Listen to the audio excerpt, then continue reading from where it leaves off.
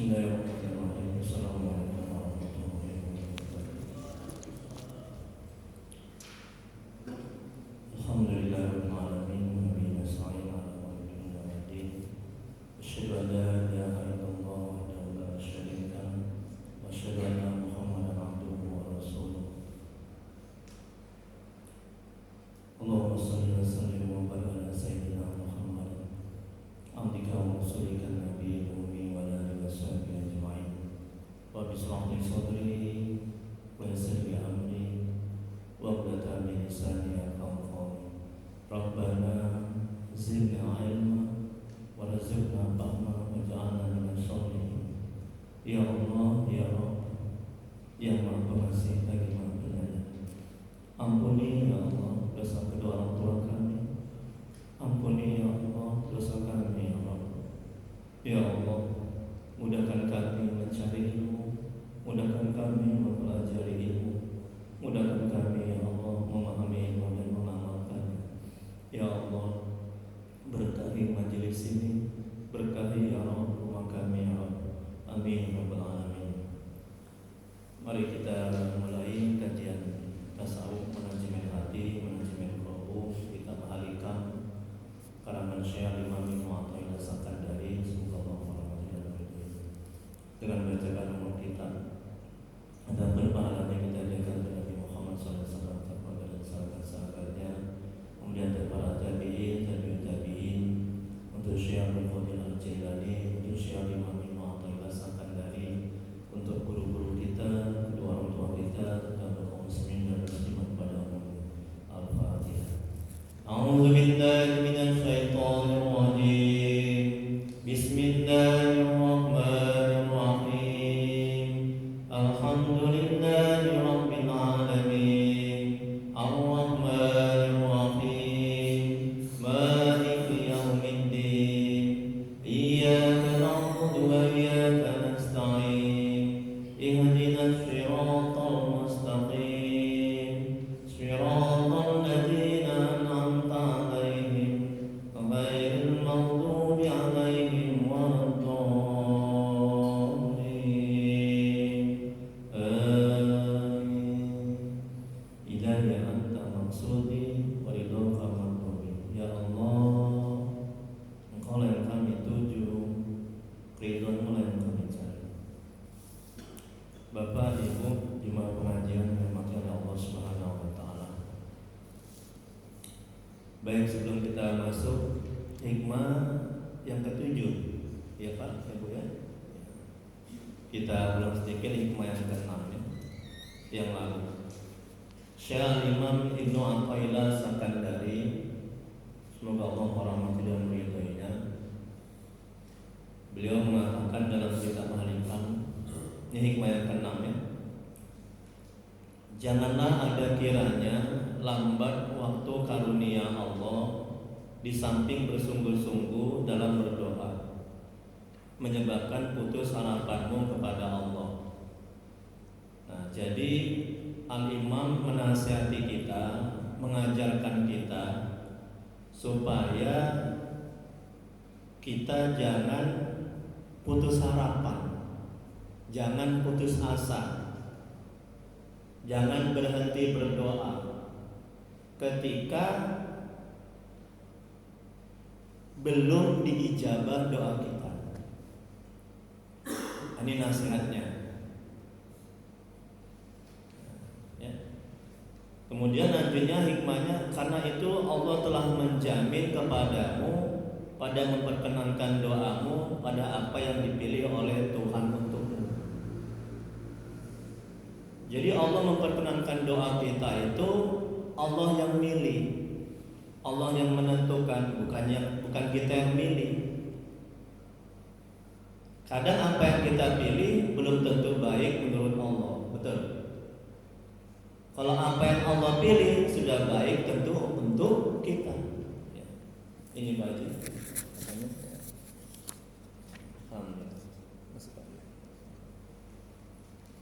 Ya. Jadi pemahaman akan hal ini membuat kita tidak kecewa dan putus asa dan stres menderita manakala doa kita belum terkabul. Ingat ya Pak ya, Ingat ya Ustaz, ingat ya Bu. Bukan tidak terkabul, tapi belum. Setiap yang kita inginkan, yang kita doakan, yang kita munajat kepada Allah, itu pasti dikabulkan oleh Allah. Tinggal lagi waktunya kapan. Bisa dikabulkan di dunia, bisa dikabulkan di akhirat. Bisa dipalingkan dari keburukan yang lebih besar. Bisa dialihkan yang lain. Misalnya kita minta rezeki. Nah, Allah memberikan kita kesehatan. Jadi tidak setiap apa yang kita minta itu langsung diijabah atau langsung diberi. Atau diberi sesuai dengan apa yang kita minta. Terkadang apa yang kita minta itu nggak cocok untuk kita. Betul.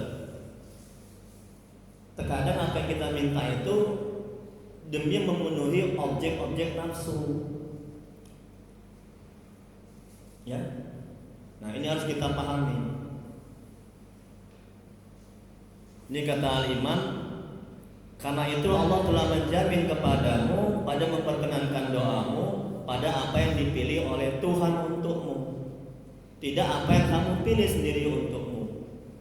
Jadi firman Allah dalam Al-Quran, boleh jadi engkau menyukai sesuatu padahal itu amat buruk bagimu. Dan boleh jadi engkau membenci sesuatu padahal itu amat baik. Allah mengetahui, kita nggak tahu, tapi kadang kita sok tahu. Terkadang apa yang kita inginkan, apa yang kita minta mesti terkabul, betul. Mesti harus ada, betul. Padahal itu buruk untuk kita dan nggak baik untuk kita. Nah, itulah nafsu itu pinginnya terkabul, pinginnya ada, pinginnya cepat ada. Pinginnya sesuai dengan apa yang kita inginkan. Padahal itu buruk. Ini tolong dipahami. Ini manajemen hatinya agar kita tidak kecewa dan stres dan putus asa manakala apa yang kita doakan, apa yang kita minta tidak sesuai dengan apa yang kita inginkan. Atau apa yang kita minta, apa yang kita doakan belum terkabul saat ini juga. Pasti ada hikmahnya. Ya. Dan jangan cepat-cepat langsung terkabul. Ya Allah, aku punya utang, lunasi ya Allah ya. Besok ya Allah ya. Besok jatuh tempo utangku. Jangan sok tahu. Boleh jadi nanti dikasih utangnya lunas, kita berhenti ibadah, berhenti berdoa, betul? Berhenti tahajud. Jadi Allah tunda dulu pelunasan utang kita supaya apa? Supaya kita semakin dekat kepada Allah, semakin rajin beramal ibadah, semakin bagus doa kita, semakin banyak sedekah kita. Jadi jangan cepat-cepat lunas utang. Kan banyak orang begitu kan, minta lunas utang kepada Allah, giliran dilunasi berhenti dia tahajud. Nah, dia sakit lama, jemaah saya, Ustaz, saya menderita nih sakit Ustaz, tolong Ustaz.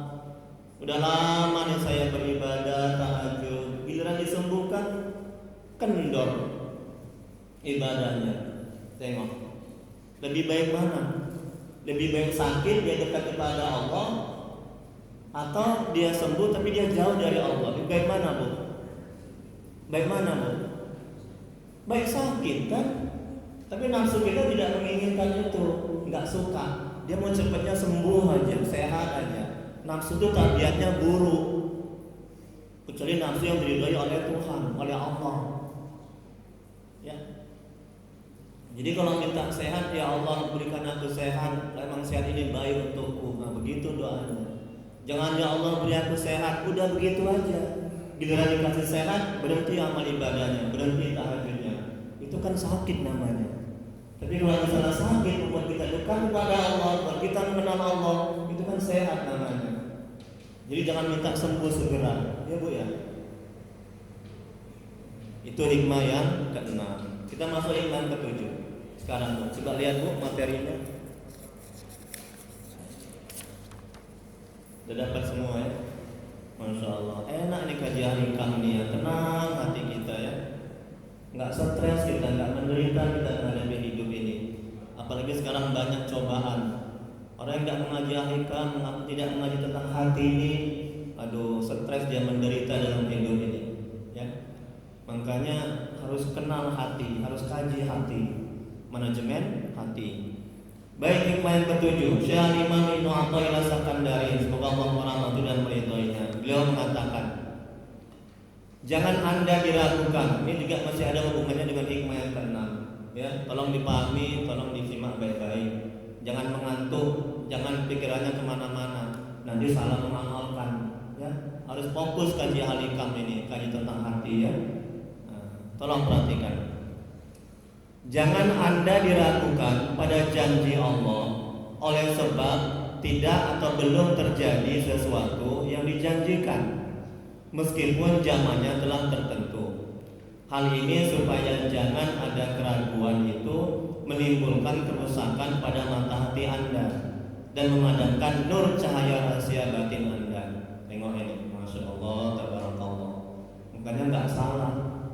Ada ulama mengatakan kalaulah boleh bahasa-bahasa al-hikam ini digunakan dalam sholat, maka akan aku gunakan bahasa al-hikam ini dalam sholat kalau boleh.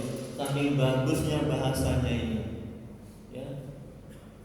Tengok nih hikmahnya ini seperti ini, Masya Allah, tabarakallah. Tapi nggak boleh hanya bahasa Al-Quran kan. Dia memuji bagusnya bahasa al-hikam ini. Makanya ini induk kitab tasawuf, induk kitab tentang manajemen hati al-hikam. Kita lihat penjelasannya. Untuk menjelaskan kalam hikmah di atas, mari kita ambil contoh. Seumpama kita sudah mendapat ketetapan hati untuk menikah dengan seorang gadis yang menurut kita baik dari segi agama, tapi kenyataannya yang terjadi tidak seperti apa yang kita harapkan. Maka dalam hal ini kita mesti yakin dan tidak boleh ragu-ragu bahwa janji Allah akan pasti terjadi. Tengok ya. Allah tidak mungkin ingkar janji ya. Apa yang kita minta pasti Allah kabulkan. Firman Allah dalam Al-Quran, "Ud'uni astajib lakum", mintalah maka akan aku kabulkan. Itu janji Allah. Nah, kita tidak boleh ragu ketika kita sudah menetapkan atau meminta sesuatu hal yang kepada Allah. Kalau kita ragu, itu akan merusak hati kita, keyakinan kita, kepercayaan kita akan janji Allah. Pasti apa yang kita minta dikabulkan oleh Allah. Pasti apa yang kita mohon diijabah oleh Allah. Kemudian berikutnya, Allah menyampaikan janjinya kemungkinan salah satu dari 3 hal. Yang pertama, mungkin janji itu akan ditukar oleh Allah dengan yang lebih baik menurut Allah. Kita tidak diizinkan menikah dengan gadis A, tapi Allah merealisasikan kita menikah dengan gadis B misalnya. Itu yang terbaik menurut Allah. Jadi jangan, ya Allah, kok aku gak menikah dengan gadis A, kenapa dengan gadis B? Jangan seperti itu. Karena Allah Maha tahu. Boleh jadi kalau kita menikah dengan gadis A, nggak lama umur rumah tangga kita. Disinilah hati kita mesti ridho atas ketetapan yang Allah buat. Kalau kita nggak ridho, kalau kita nggak sabar, itu akan merusak mata hati. Hati ini punya mata. Mata hati lebih tajam ketimbang mata zohir. Mata hati bisa melihat hal-hal yang gaib yang tak bisa dinampak oleh mata zohir. Mata hati bisa melihat hikmah-hikmah yang terjadi di alam ini, yang terjadi sama kita. Mata hati bisa menembus, bisa melihat hal-hal yang gaib. Awas Pak, Bu, di situ ada makhluk. Mata hati yang melihat. Bapak nanti kalau pulang jangan lewat sana, jalan itu. Kenapa Ustaz? Jalan itu nanti ada kemacetan. Mata hatinya yang melihat. Itulah wali-wali Allah, orang-orang soleh yang hatinya sudah bersih, yang matanya tidak terhijab oleh maksiat dan dosa. Ya, mata hati. Jadi nggak boleh kita ragu.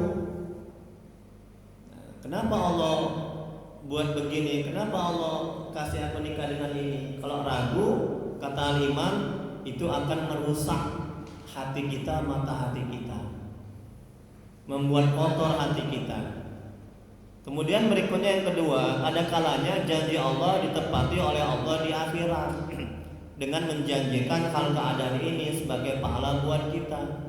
Ada kalanya doanya itu dijadikan oleh Allah sebagai simpanan orang tersebut untuk pahalanya di akhirat.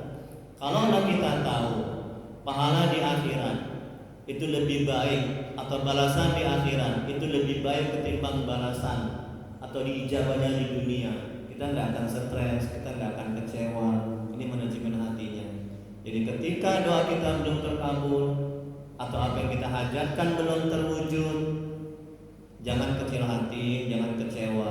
Timbulkan kesadaran dalam hati bahwa diijabahnya doa kita di akhirat, pahala yang akan menanti di akhirat itu jauh lebih sempurna, jauh lebih bernilai, jauh lebih baik ketimbang dikabulkannya di dunia. Tenang hati kita.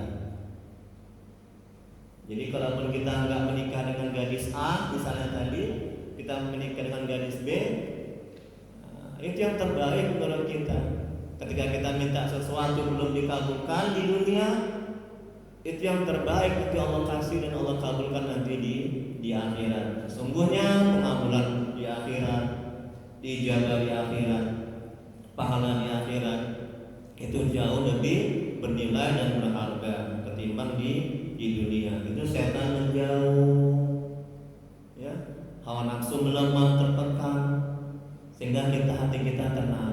Kalau nggak kita manage manajemen hati kita seperti itu, siap-siaplah kita menjadi permainan hati kita oleh setan dan hawa nafsu.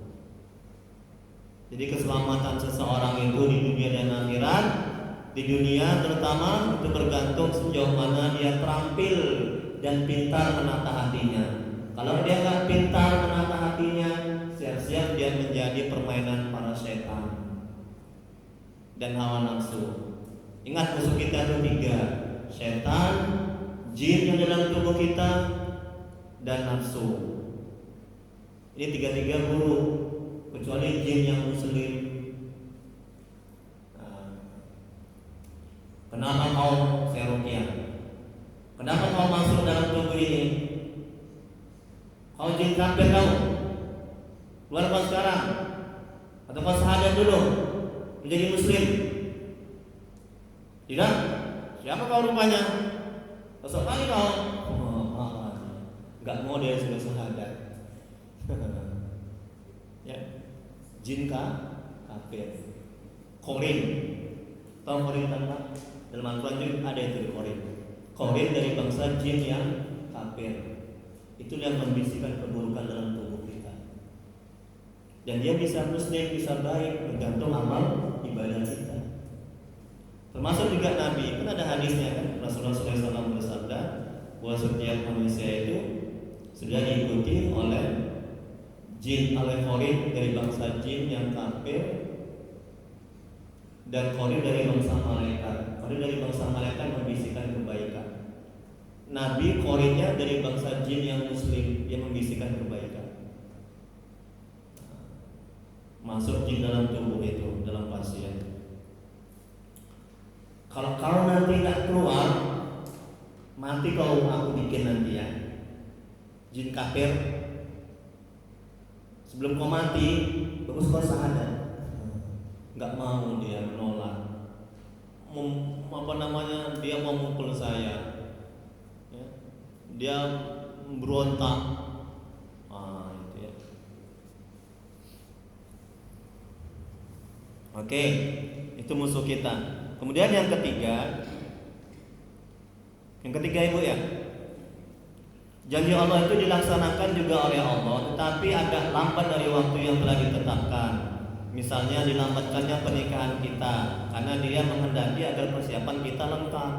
Dan apabila kita dapat melihat hikmah tersebut, maka tentu saja dalam hati kita tidak timbul keraguan apa-apa yang tentang dia melaksanakan janjinya. Bu, ini saya kasih tips juga manajemen hatinya agar kita bisa bersabar. Ya. Nah, banyak. Nanti saya akan berikan perlahan-lahan. Ya. Ketika apa yang kita inginkan belum terwujud, ini tolong dipahami dan diamalkan untuk saya juga. Ketika apa yang kita amalkan belum terwujud, ya, coba cari 1000 alasan. Misalnya contoh, kita mau pergi ke suatu tempat, kemudian tidak terwujud, tidak terjadi, cari 1000 alasan. Oh, mungkin baik Allah menunda aku pergi ke sana. Kalau aku pergi ke sana, nanti aku akan celaka. Nah, cari lagi yang lain. Itu setan menjauh, lagi-lagi hawa nafsu terkekang, melemah, tidak berkutik, dan Allah memberikan kesabaran ke dalam hati kita. Kalau nggak begitu, siap-siap kita stres, sengsara, menderita. Begitu juga kalau kita dizalimi, disakiti, cari 1000 alasan. Ini manajemen hatinya agar kita tidak membalas kepada orang yang menyakiti. Katakan dalam hati, ini manajemen hatinya. Oh, mungkin dia belum tahu bagaimana cara berbuat baik, berbuat yang benar, atau mungkin dia belum tahu ilmunya. Itu setan menjauh, hawa nafsu melemah, tertekan. Hawa nafsu ini nggak bisa mati. Nafsu hanya bisa dikendalikan, dikontrol, dikekang, dilemahkan. Nafsu ini seperti kita naik kuda, bergantung kepada hati kita, diri kita yang mengendalikannya. Jangan kita dikendalikan kuda. Kalau kita dikendalikan kuda, masuk kita ke jurang, betul. Tapi kita yang mengendalikan kuda, selamat kita. Ketika kuda dia melenceng ke kiri, kita arahkan dia ke kanan. Begitu dia nafsu. Ketika nafsu ingin menzolimi, ya, menyuruh kita menzolimi orang menyakiti kita, coba tolak keinginannya. Ketika nafsu ingin membuat kita nggak sabar, coba arahkan keinginannya menjadi keinginan yang baik. Kemudian berikutnya, barang siapa yang sudah bisa melihat hikmah dari keputusan yang Allah tentukan dan yakin akan janji Allah, maka orang tersebut telah dapat disebut arif billah. Apa arif billah? Yang betul-betul mengenal Allah. Ini Pak. Jadi ciri-ciri orang yang sudah mengenal Allah, dia bisa melihat hikmah dari setiap keputusan yang Allah buat yang belum sesuai dengan keinginan kita. Jadi ketika apa yang kita inginkan tidak sesuai dengan keinginan Allah, arif billah, orang yang sudah mengenal Allah, dia bisa bersabar. Dia katakan dalam hati, inilah yang terbaik menurut Allah untukku. Setan menjauh, hawa nafsu melemah, tertekan. Saya harus berkali-kali bilang seperti itu. Kenapa? Supaya bisa kita amalkan. Supaya setan ini, nafsu ini tidak menggiring kita kepada kehancuran dan kemaksiatan. Kita harus buruk sangka setiap detik kepada setan dan nafsu ajakannya. Kalau kita baik sangka kepada mereka ini, siap-siap kita digiring oleh kemaksiatan, siap-siap kita menderita sengsara. Ya. Semakin ke depan hidup, semakin berat cobaan, semakin banyak cobaan. Kalau nggak kita barengi dengan ilmu, terutama ilmu tentang hati, siap-siap kita nggak kuat, siap-siap kita menderita. Ya. Kemudian berikutnya, tetapi jika pada hamba Allah tidak bisa melihat hikmah dari keputusan yang Allah tentukan dan tidak yakin akan janji Allah, maka orang tersebut belum mengenal Allah, maka hatinya rusak dan hatinya penuh dengan kegelapan. Ini ciri-ciri orang yang belum mengenal Allah. Dia stres, dia kecewa, dia sakit hati ketika ketentuannya itu berbeda dengan apa yang dia inginkan, apa yang dia harapkan, apa yang dia minta. Ketika dia menikah, ketika dia ingin menikah dengan gadis A misalnya, kemudian ketentuan berbeda, dia menikah dengan gadis B, contohnya dia kecewa, dia sakit hati. Ketika apa yang dia inginkan, apa yang dia rencanakan berbeda dengan apa yang dia inginkan, dia sakit hati, dia kecewa, dia stres. Ini bisa mengkata iman, bisa membuat hati kita kotor, mata hati kita rusak. Ya. Dan kalau sudah begitu, tertutup oleh hikmah-hikmah yang ada. Kemudian lamanya waktu pengabulan doa. Nabi Musa dan Harun untuk mengalahkan Fir'aun. Ini dalil bahwa dibolehkannya doa berjemaah. Nabi Musa mendoa, Nabi Harun yang mengaminkan. Lamanya waktu pengabulan doa Nabi Musa dan Harun untuk mengalahkan Fir'aun. Firman Allah, Quran Surat Yunus ayat 88, ya Tuhan kami, binasakanlah harta benda mereka. Menurut satu riwayat mencapai masa 4 tahun. Tengok itu Bu, itu Nabi. Nabi aja doanya itu baru dikabulkan 4 tahun.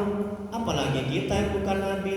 Masa mau cepet-cepat, masa mau buru-buru, ya. Nah, jadi sudah serahkan kepada Allah yang terbaik menurut Allah. Jangan kita sok tahu. Kebanyakan apa yang kita inginkan itu tidak baik. Itu cenderung kepada nafsu. Itu harus hati-hati. Kalau nggak hati-hati, kalau nggak kita ukur dengan ilmu agama, keinginan nafsu kita akan terjerumus, rusak kita. Nah, untuk itu setiap apa yang diingini nafsu itu, nah kita radar dengan hati kita, baik tidak. Kalau nggak baik jangan dituruti. Kalau baik dituruti. Kita didik nafsu kita itu menjadi nafsu apa Pak? Bu. Karena ada 3 nafsu itu kan. Pertama nafsu mutmainnah, betul kan? Nah, itu nafsu yang sudah baik. Yang kedua nafsu lawamah, ya kan? Yang ketiga nafsu amarah. Kita didik nafsu kita ini menjadi nafsu mutmainnah. Ya. Jangan kita dikendalikan nafsu, kita dan hati kita yang mengendalikan nafsu. Kalau kita dikendalikan nafsu, siap-siap kita sengsara, menderita. Nauzubillah. Kemudian berikutnya, percayai apa yang telah dijanjikan Allah kepadamu dan berbaik sangkalah kepada Allah. Jangan menyimpan keraguan di hatimu. Tengok itu kata Imam. Sedikit aja kita ragu, rusak mata hati kita. Itulah senjata setan, itulah perbuatan setan dan nafsu. Aku udah tahajud, Ustaz, kok belum dikabulkan ya? Ada jemaah saya, saya sebutkanlah namanya, Aib ya. Di YouTube juga ada itu. Ustaz, amalan Ustaz kok nggak manjur? Saya kasih amalan ruqyah. Ya Yasin ayat kursi 7 kali, Al-Fatihah 7 kali, Al-Ikhlas, Al-Falaq, An-Nas. Air kemudian dimuskan, kemudian diminum, dibasuhkan ke muka. Ustaz, amalan ruqyah Ustaz kok nggak manjur? Katanya gitu. Gantilah Ustaz amalan yang lain. Ya Allah. Mungkin dia tahu nih di YouTube nih. Saya nggak sebutkan namanya ya. Padahal Pak, malam-malam lebih kurang jam 10, jauh dia berayat sana terus aja rumahnya. Itu dia dibonceng sama istrinya, udah sampai diikat kain juga karena dia menggelepar memasukkan jin. Itu dibonceng ke rumah saya. Tolong Ustaz, ruqyah saya Ustaz. Atas izin Allah dengan bacaan Yasin ayat kursi itu sembuh dia seketika. Saya kasih makan lagi dia di rumah saya. Itu dia bilang amalannya itu nggak manjur. Saya gerem juga nengoknya. Dalam hati ya, nggak boleh diungkapkan. Mungkin dia nggak ngerti ya. dalam hati. Ya. Nah, ini akibat apa? Akibat dia ragu. Ini kata Imam, ragu atas janji Allah. Setiap kita sakit, entah itu kemasukan jin, diganggu jin, segala macam penyakit, kalau kita minta pasti disembuhkan, yakin. Kalau nggak yakin, rusak mata hati kita. Ini kata Imam ini. Setiap penyakit pasti ada obatnya. Bu, apa pernah, apa iya kita sakit sampai kita mati? Kan enggak, betul kan? Kalau kita asam urat, kolesterol paling sebulan 2 bulan, betul. Setelah itu sembuh. Kalau kanker pasti sembuh. Ada siang, ada malam, ada panas, ada hujan, betul kan? Gak mungkin panas saja, gak mungkin sakit aja, ya kan? Dan juga kan gak mungkin sehat terus. Mana ada orang sehat terus? Nabi aja sakit, ya kan? Ya mustahil lah. Pemahaman seperti ini manajemen hatinya, agar kita bisa bersabar. Jangan ngeluh itu senjata setan. Siap-siap kita menderita. Kotor hati kita, mata hati kita kotor kalau kita ragu. Ini kata Imam. Ya, ini kita saling mengingatkan untuk saya juga. Ya. Dan Nabi aja coba tengok itu kan 4 tahun dia. Jadi percaya apa yang telah dijanjikan Allah kepadamu dan berbaik sangkalah kepada Allah. Jangan menyimpan keraguan di hatimu, dikata Imam. Karena itu akan menjadi cacat di dalam hatimu, dalam mata hatimu. Tengok kan, kalau ragu kita, ya sembuh enggak ya, sehat enggak ya? Kenapa aku ditakdirkan menikah dengan ini ya? Kenapa bagi itu ragu itu enggak ridho itu membuat cacat mata hati. Ini kata Imam, mata hati kita kotor, bahkan terhijab, terdinding dari melihat hikmah-hikmah yang ada, dari melihat hal-hal yang gaib. Makanya mata hati mesti dibersihkan dengan zikir, dengan bertobat, supaya bisa melihat hal-hal yang gaib. Bapak jangan ke sana, tapi bapak ada ini segala macam. Ketika orang datang, oh saya tahu bapak butuh ini kan, tahu dia sebelum diucapkan.